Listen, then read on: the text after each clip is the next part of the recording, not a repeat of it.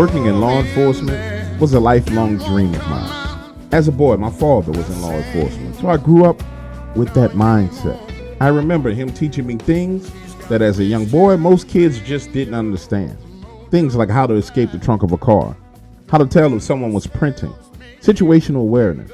And it was that training, particularly situational awareness, that I believe saved my life during this encounter.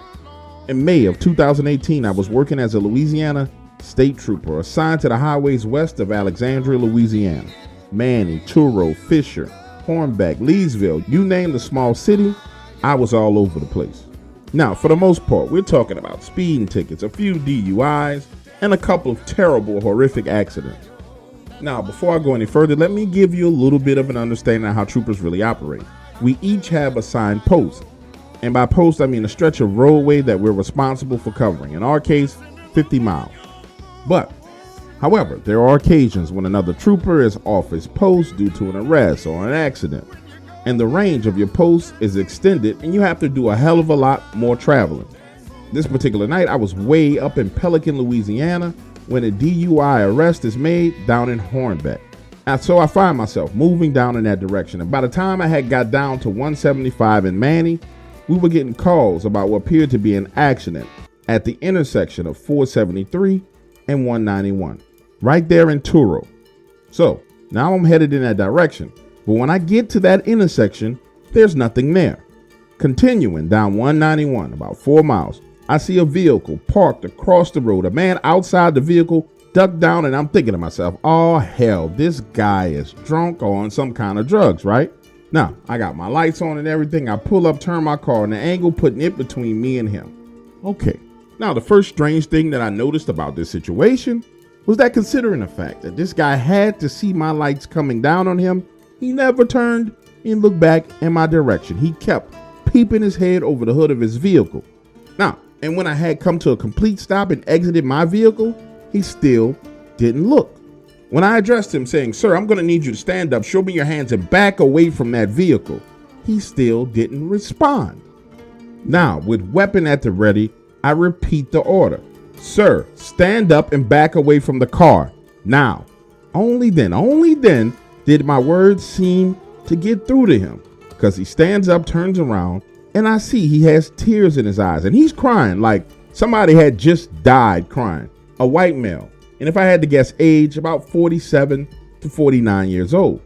And he had one of those faces that you could never forget. Baggy, droopy eyes. His skin seemed to sag. You can tell that this man was a heavy drinker. Oh God, thank you. Help me. Please help me.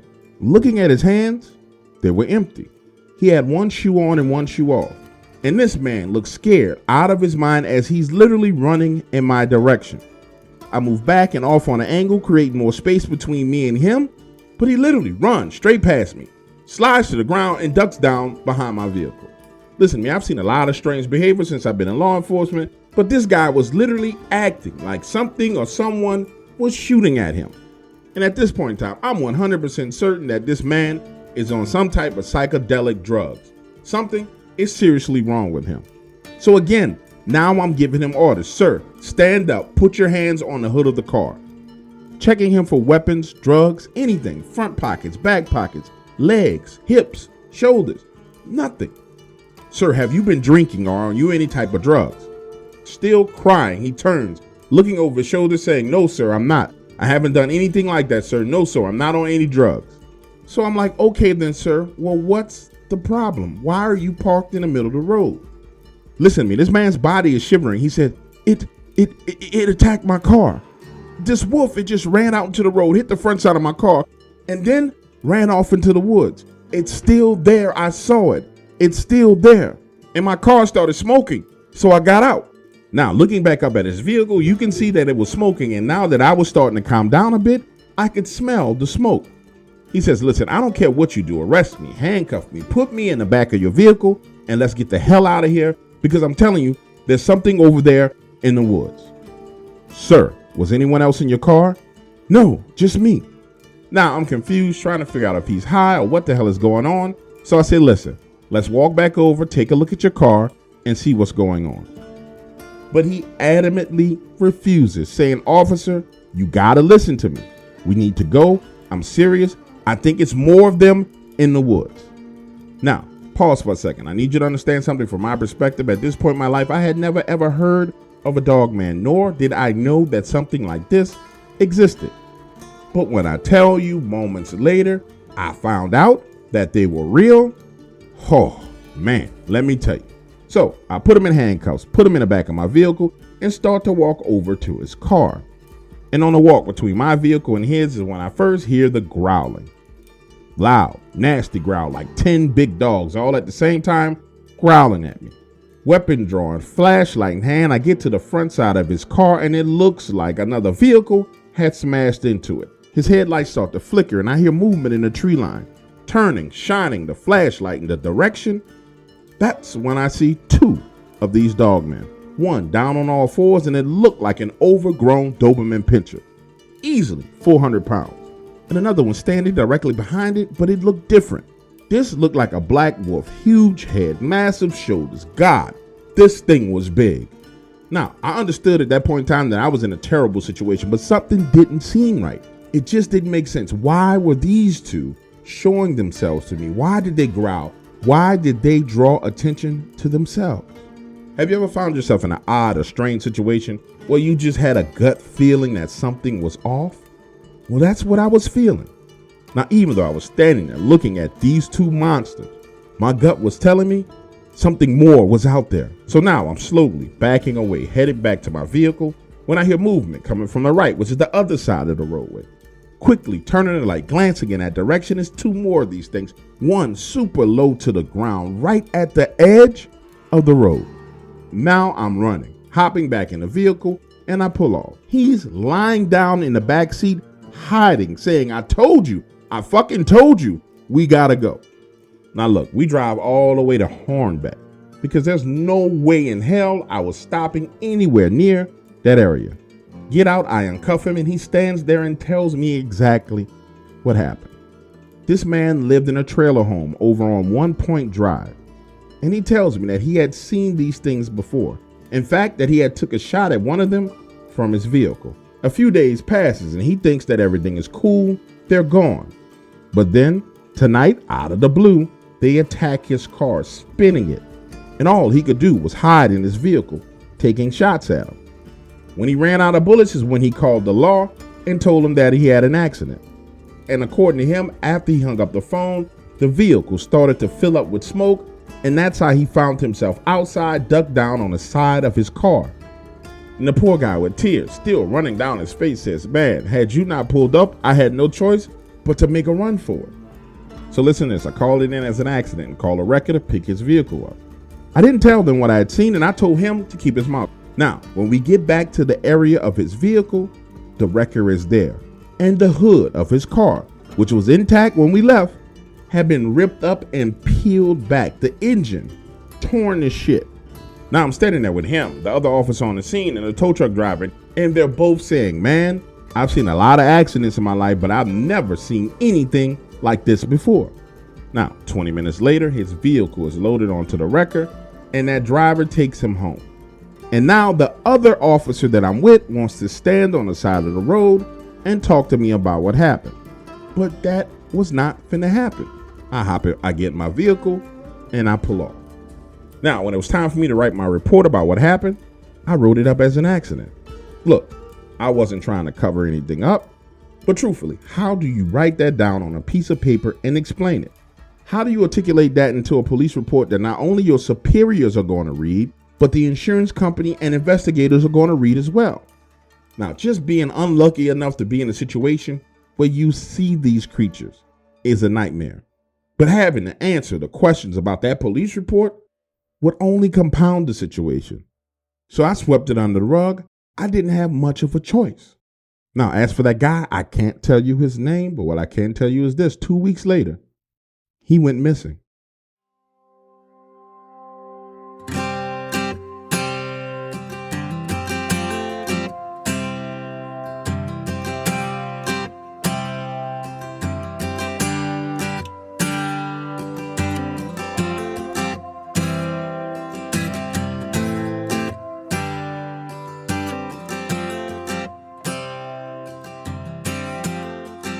My name's Annie, and I've lived alone on this little plot of land tucked back in the woods for going on 15 years now.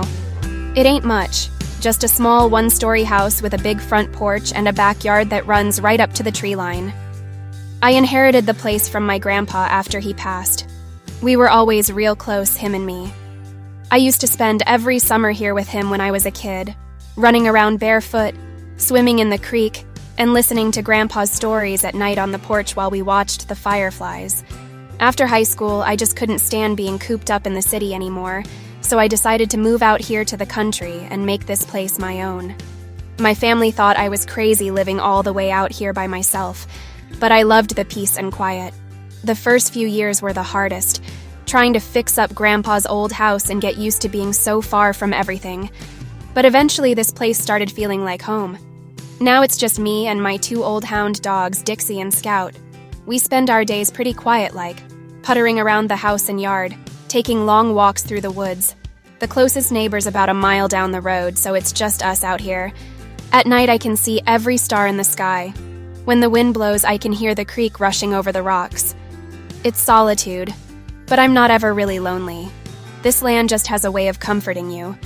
Grandpa always said it had a spirit about it.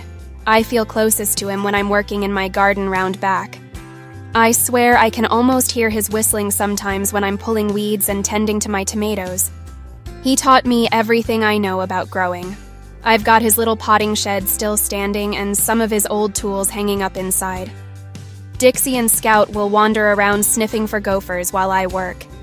Then we'll take a break on the back porch, looking out at the trees, watching the birds flit around. Grandpa's rocking chair still creaks in the same old familiar way. Yep, we've got ourselves a good life here. But things changed a bit a few years back when I started noticing some odd happenings around the property. It was little stuff at first, just a strange feeling like I was being watched from the woods. The dogs would perk up sometimes and stare off into the trees, growling low. Then I started finding weird footprints around the house and the chicken coop, huge paw prints bigger than a bear's. One morning I came out to find some of the chickens slaughtered, their blood splattered around. That really rattled me. Dixie and Scout were on edge for days after that, patrolling the yard, barking at every little noise from the forest. But things only got stranger from there. One night, a huge storm rolled through. Thunder shook the house, rain lashing the windows. Well, just as it was finally letting up, Dixie and Scout started baying like mad outside. I jumped up, and there in the backyard was the biggest, blackest wolf I ever saw. On 2 legs, staring right at me through the glass. I swear it had to be over 7 feet tall. Its eyes seemed to glow yellow, and it was covered in shaggy fur, lips curled back over these long, jagged teeth. My heart about stopped, and I screamed as I turned to grab Grandpa's old rifle by the door. The thing turned and loped off toward the trees. It scared them pups so bad, they wouldn't go near the tree line for days. I didn't get a wink of sleep that night, just stayed up watching out the windows with my rifle across my knees. I hoped like hell I'd never see that thing again. But sure enough, a couple weeks later I caught a glimpse of it at dusk, stalking across the backyard. I locked myself in the house and stayed put till morning. I went out at sunrise to check around, rifle in hand, and found more huge paw prints, claw marks gouged into the trees near the house. By that point, I was getting scared enough to think about leaving the place altogether. But where would I go? This was my home. I couldn't let some monster run me off Grandpa's land. So the next time it turned up was a couple months after that. In the dead of night, I woke to an ungodly howling outside the house. Sent a chill right down my bones. The dogs were barking up a storm, and then I heard something big hit the side of the house with a thump. Dixie and Scout snarling turned to whimpers as they scrambled under my bed. I crept over to the window and peeked out. There it was by the porch, hunched down with its back to the house. Slowly, I opened the window and aimed my rifle right at it. My finger quivered over the trigger as I drew a bead on it in the moonlight.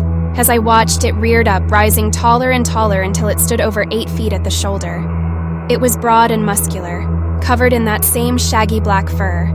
It had a wolfish face but almost human-like hands with claws like daggers. This was no ordinary wolf or bear. This was something right out of a nightmare. As I'm debating whether to shoot, the thing lets out a howl that I sag back against the wall, heart racing, fit to burst out of my chest. Well, after that, I wasn't taking any chances. The next day, I drove into town and bought myself a new rifle, one of them big game numbers. I started keeping it right by the door, loaded and ready to go. I wasn't about to let this monster hurt me or my dogs. Night after night, I lay awake, listening for any sound of it coming around. But weeks went by without a sign of it on the property. I hoped it had moved on and found somewhere else to haunt. Dixie and Scout eventually settled back down, seemed less spooked. Then one morning, I'm drinking my coffee on the porch as the sun comes up. The dogs wander over by the shed, sniffing around as they're prone to do. But suddenly they stop dead in their tracks, hackles raised, growling at something behind the shed. Slow and easy, I take my rifle and creep down the porch steps toward them. As I get closer, I smell this god-awful stench, like rotten meat and wet fur. I gag and cover my nose with one hand. Careful now, I creep around the side of the shed. The dogs keep snarling. Then their heads whip around to look at me, and they break off toward the house. And that's when I see it, crouched there behind the shed, just 10 feet away from me. It's hunched over Grandpa's old wheelbarrow, the very one he used for hauling compost and mulch around the garden. Only now it's filled with something dead and reeking. The creature looks up at me. Blood is dripping from its jaws. Its eyes seem to glow yellow in the shadows. We stare at each other for a long, tense moment. My rifle's aimed right at its chest. I try to steady my shaking hands. The thing rises up from its crouch, real slow. I'm frozen in place, heart hammering so loud I can't think. We're locked there in that standoff as the sun breaks over the treetops behind me. Then, the beast tips back its head and lets loose the most ear-splitting howl you ever heard. Before I can even react, it bounds off on all fours and disappears into the woods. I stagger back against the shed, gasping for breath. When I can finally walk again, I go look in that wheelbarrow, though I'm dreading what I'll find. Sure enough, there's the savage body of a deer, guts torn out, head near ripped clean off. I stumble back to the porch and collapse into Grandpa's old rocker. Dixie and Scout huddle under my feet as I try to wrap my head around what just happened. It's been a few months since that last run-in now, and I ain't seen hide nor hair of that beast since, but I can tell you one thing's for certain. I ain't never letting my guard down out here again. These days, I keep my shotgun by the door, loaded and ready to go at all times. I've got motion sensor lights set up all around the house now too, and I don't dare step foot outside once the sun goes down. Sometimes I lay awake and wonder if it's still out there somewhere, lurking in the shadows between the trees, watching and waiting. This land might have a spirit about it, like Grandpa always said, but it's got a darkness too. Something ancient and wild that I reckon will outlive me, and may well keep calling this place home long after I'm gone. But I'll be damned if I let it drive me out. So for now, it's just me, the dogs, the woods, and whatever nightmares are living in them.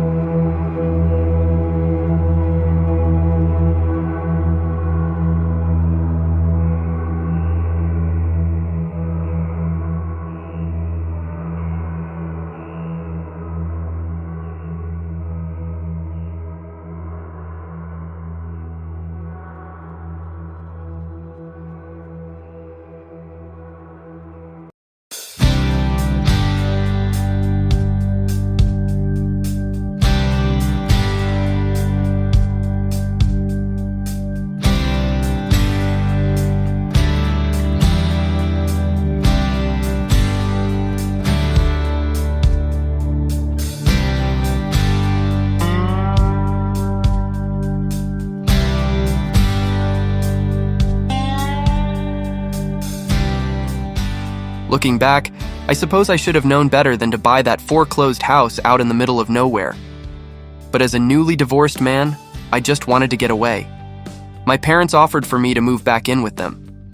You see, my wife had gotten everything in the divorce settlement, and I was trying to make it on my own. The price was right, and the place had potential. Sure, it needed a lot of TLC. The wooden siding was weathered and paint chipped. The porch sagged a bit in the middle, and the inside was straight out of the 1960s with its faded floral wallpaper and ancient appliances. But it had good bones and several acres of land where I envisioned starting a little vegetable garden and maybe getting some chickens. A fixer-upper with room to grow was exactly what I needed after my chaotic life in the city. Move-in day rolled around, and let me ask you a question. Have you ever been overwhelmed with emotions? I mean like a roller coaster of emotions? That day I was excited, scared, worried, and optimistic all in one. It was emotionally draining. Thinking about starting over, feeling like a failure. My mind played tricks on me. Voices echoed in my head. It was utterly nerve-wracking. With every box I picked up came another thought, each more annoying than the other. The day I moved in was sunny and crisp, perfect for a fresh start. I just finished unpacking the last box in the cozy little kitchen when I heard a truck rumbling up the long gravel driveway. I peered out the window to see a battered blue pickup pulling up near the porch. An elderly man in jeans and a John Deere cap got out and waved in my direction. I opened the front door and stepped onto the creaky porch boards. "Howdy, neighbor," he called out cheerfully. "Name's Bert. I live just over yonder," he said, pointing west across a field. "Wanted to stop by and welcome you to the area." I introduced myself, and we chatted for a few minutes about the town and surrounding countryside. Bert seemed like a kindly old man, though with a tough look in his eyes, like he had been through some things in life, but you could tell he was happy to have a new neighbor. "You let me know if you need anything or have any trouble around here," he said with a tip of his cap as he headed back to his truck.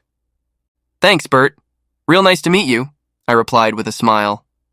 Maybe this place wouldn't be so lonely after all. The first couple weeks went by smoothly as I settled into a routine fixing up the old place, but one night, as I was reading in the living room, I heard an eerie sound drift in through the open window. At first it was barely audible, just a high-pitched keening carried on the wind. But it grew steadily louder and more unnerving, a sort of wailing cry that made my skin crawl. It seemed to circle the house, the fluctuating volume making it hard to pinpoint the source. My nerves on edge, I crept to the window and peered out into the inky darkness.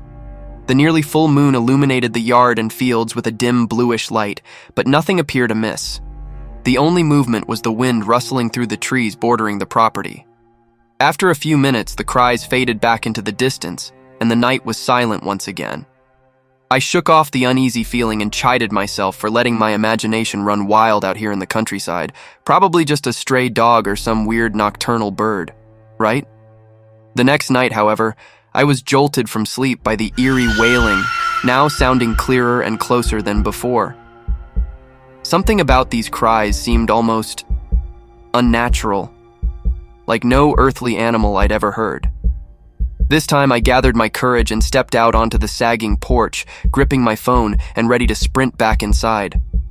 The lights revealed nothing but empty yard and moonlit fields, yet the keening screeches drew nearer, making my pulse race as I wildly looked around for the source. They built to a crescendo, then faded away, leaving me baffled and seriously spooked. At breakfast, I debated whether to ask Bert if he knew what might make that bizarre sound. But I didn't want to seem like a paranoid city slicker frightened by wildlife noises, so the next time we talked, I just made a joke about coyotes keeping me up at night. "Aw, now, ain't no coy dogs around these parts," Bert said with a chuckle. "You let me know if you hear anything strange again, though." The look on his weathered face turned uncharacteristically grim for a moment before he turned and walked back to his truck. For several nights, the cry didn't return, and I managed to convince myself it was all in my head. Until late one hot summer evening about a week later, I woke to the shrill keening cutting through the still night air. This time, it was paired with heavy footsteps crunching through the tall grass that bordered the back of the property. Adrenaline coursing, I scrambled to flick on the porch lights. I caught a glimpse of two glowing orbs flashing in the darkness near the tree line before they disappeared into the woods. The screams eventually tapered off as my heart pounded in my ears. I didn't sleep a wink that night. At first light, I inspected the area but found no footprints or trails, only my own tracks across the dew-covered grass. I wanted to tell Bert what I'd seen and heard, but feared he'd think the isolation had caused me to lose my marbles already. The incidents became more frequent after that. Shadowy figures darting behind trees, heavy thuds on the roof that would abruptly stop when I rushed outside, guttural groans and garbled chatter in the fields at dusk, that same eerie wailing piercing the night air whenever the moon swelled full and bright. This thing lurking out there was getting closer and closer to the house, and what made me even more afraid was that it seemed comfortable doing so. Now pause right here in the story and let me say this. I'm not a liberal-minded, gun-hating person, but at the same time, I grew up in a household that didn't have guns. However, this activity was quickly making me rethink the need to have a weapon in the house. So I drive into the city and buy myself a shotgun, semi-automatic. Having a weapon made me feel safe, like if push came to shove, I would be able to do more than just become a victim to whatever the hell this thing was. Days later, strange smells, putrid, almost sulfuric odors, wafted through the windows at night. Terrified, I stopped going outside after dark. But even indoors, I couldn't escape the feeling of being watched. Some nights, I'd catch a glimpse of glowing eyes peering through the curtains, or a branch-like arm dragging across the glass while that chilling cry rang out all around. So I decided to have a conversation with Bert, and that is when he told me about the things that lived in the woods around here. Bert was the one who said it was a dogman. Listen, I had never heard of the term, nor had I any clue what they were. Yes, I was experiencing strange and weird stuff, but for it to be a walking wolf? That just didn't make any sense whatsoever. So we go over to his property, and let me tell you, this man has bars on his windows all along the backside of the house. You know how you can get the floodlights from Home Depot? He has commercial-grade lights on the backside of his house and a generator. The place looked like Fort Knox. He goes on to explain to me that these things have been here since he was a kid, and that the reason the house I was in was empty was because the last owner would not listen to his advice. He said there are rules to living with the Dogman. Rule number 1, light is your friend. They are not afraid of the light, but they don't care to walk in the light. Rule number 2, they are animals but smart like a human, been here a long time. They know how we think and they know what makes us scared. So no matter what you hear, you have to decide not to be afraid. The more fear you show, the worse they behave. Rule number 3, if they get out of line, and by out of line I mean they try and come into your house, shoot them in the belly, not in the head, not in the arm, in the belly. That is the weakest point. Most people try and shoot them in the chest. A shotgun blast to the belly. It won't kill them, but it will sure make them think about coming back. Finally, rule number 4. If you see their little ones, leave them alone. They are cute, but they are not a toy. Their parents will kill you if you touch them. Also, don't sleep when it's storming. Never sleep through a storm, stay awake and be on the lookout. Things got quiet after that. Not sure if they had just left the area or they were tired of messing with me. Then one night, it starts to storm. You know that kind of storm where the rain whips and lashes against the windows? The wind howls, lightning strikes, and thunder rumbles the house. That is the kind of storm we are talking about here. It was 9 p.m., I remember, because I was searching for TV shows to watch on the guide menu when the power went out. Then this rancid smell invaded the living room from the windows. I knew they were outside. Was it 1, 2, 3? I had no clue, but I knew one thing for sure. I had enough. The shotgun was always loaded and never out of arm's reach, so I grabbed it and went out the front door. Lightning filled up the night sky, and not normal lighting. It was more like a strobe light behind the clouds, blinking, flashing every 4 seconds. Right there at the end of the driveway was one of them. Now mind you, I had heard them, smelled them, seen their eyes shine, but until now, I had never laid eyes on one. Let me tell you, there is nothing that can prepare you for seeing that. I have read people online saying, I want to see a dog man. Where can I find one? Listen, only a fool wants to find this. It's looking at me and lighting flashes, and I see movement from my left side, and it's another one, 10 feet away down on all fours. It's looking at me, ear pinned back, ready to pounce.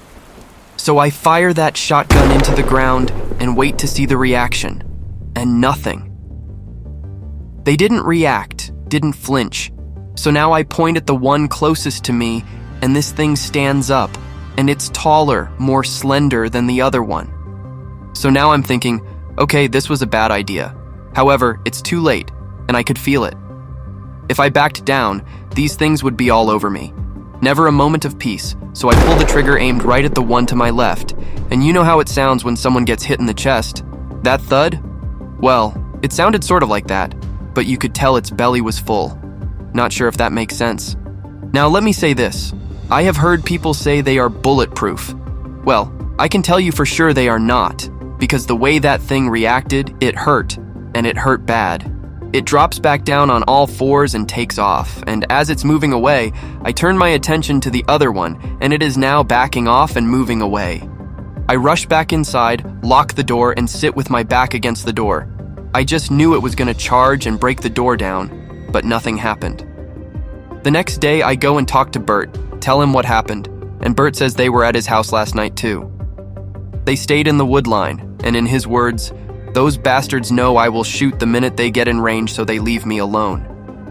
He explained to me that as long as I stood my ground on my land, I would be fine. Guess what? Bert has been right. They have been back, but they are not bullying me like they were.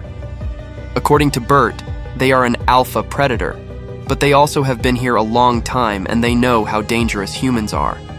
So they pick their battles wisely. I have decided I'm not moving and I'm not running. I have lights now on all sides of the house. The renovations are mostly done. Reinforced steel doors on the front and backside of the house. I decided not to do the bars because what I saw was so big, if it wanted to come through a window, there would be nothing that would stop it. I decided to spend my extra money on guns and ammo. For the most part, as long as I don't have a bunch of people over, they mind their business. The one time I had company over, they came in that night to look and see what was going on. Now, do I think they will kill me if given an opportunity? Yes, I do. No doubt about it. Will I make it easy on them? No, never.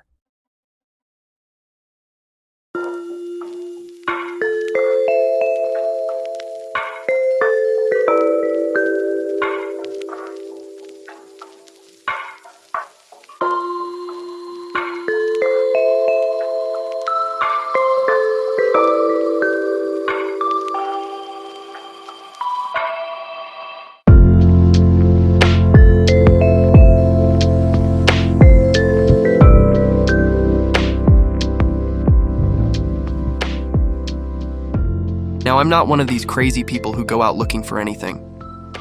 When I first started researching what I saw on the side of the road and realized that there was a marketplace for this, I was shocked. Now I'm in the insurance business, and so when I talk, I can't help but sound like a salesman, but listen. I was truly shocked that there was a market for werewolves, and then I was completely caught off guard by the behavior of the people.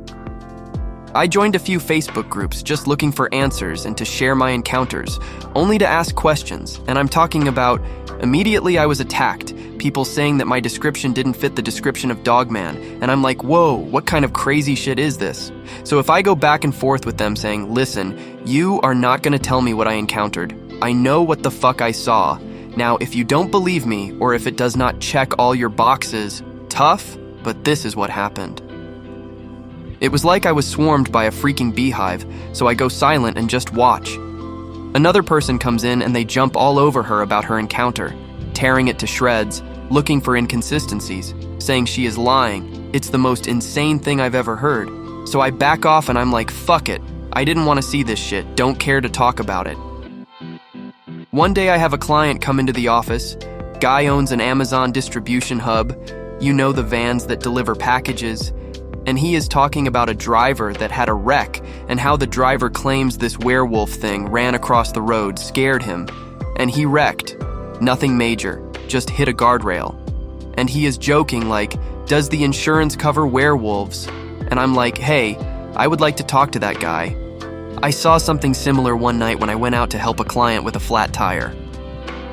So he puts us in contact, and this guy is like Dogman crazy. He listens to Dark Waters, Vic Cundiff, all these people, and I tell him my story, and he says, man, you should do an interview with Vic Cundiff. And I'm like, nah, I'm not gonna be the insurance man talking about werewolves, screw that. Then he suggests, well, if you want your story told but don't want the backlash, give it to Dark Waters. He has the best stories, and he tends to be real bullish about people messing with his witnesses. So he sends the link to an interview we listened to on the computer while I'm putting in the claim for the accident. And I explained to him that I have this client, right? Sweet 65-year-old lady, she's been with me for 10 years. Her husband died, and he was the one who took care of all the insurances and stuff. Well, after her husband's death, she decided she wasn't going to cut back, try and skimp on the expenses, came into the office when I was not here and got rid of her roadside assistance, trying to cut corners, save money. But she is 65, and she needed it. Listen, I'm at home. It's 8:30, and my cell phone rings, and it's Jean, and she says she is on the side of the road. It's dark, and she has a flat tire, and they are telling her she does not have roadside assistance. So I log in, check, and she does not have it. I explained to her that she canceled it, and she has a meltdown, crying, asking what will she do. She needs help. So I tell her, listen, hold tight. It's a 15-minute ride. I will come and change the flat, and then in the morning I will just add the roadside and pay for it myself.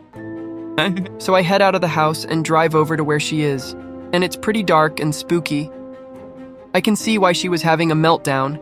She has her hazard lights on, and where she stopped was right in the bend of a turn, so someone speeding would not be able to see her until the last minute. So I'm like, listen, Jean, we are gonna drive on this flat a little ways and get out of this turn so we don't die out here. I leave my car, drive her out of the turn and up to the front side of this house that sits just off the road, and start to change the tire. She is thanking me and saying how much she loved that I would do this, talking about her husband, and she just slips in the conversation that she saw something with red eyes over in the woods in that turn, and how it scared her. Then just keeps talking. The homeowner comes outside with a flashlight, helps out, and we get her situated, and she is like, okay, let me turn around and bring you back to your car. And I'm like, no, it's fine, I will walk, it's not more than 100 yards.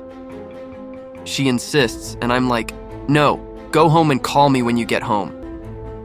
She pulls off, the homeowner goes inside, and I walk back to my car, and fuck me, it's spooky as shit out there. I remember laughing, trying to brush off the nervousness, and then hearing a limb snap to my left in them woods. I'm like, what the fuck, man?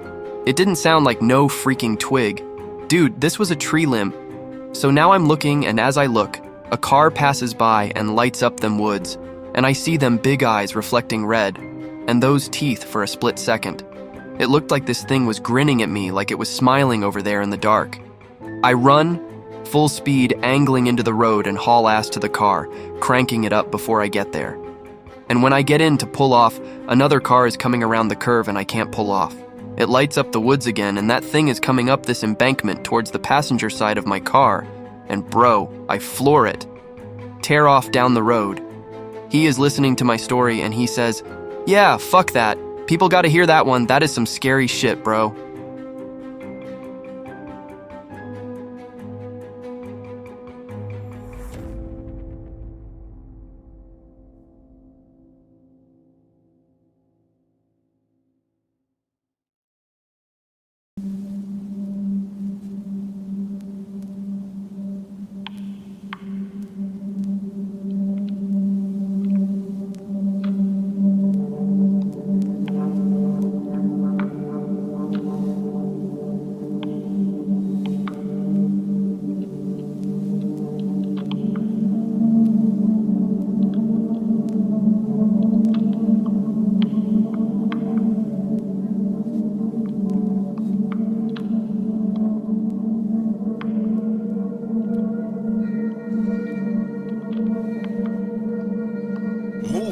Can be real traumatic when you're a kid. You got to give up your existing friends, find new friends. It's a whole bunch of hassle. When I was 12 years old, my family literally picked up our modular house and moved to State Line, Mississippi. Picture the scene.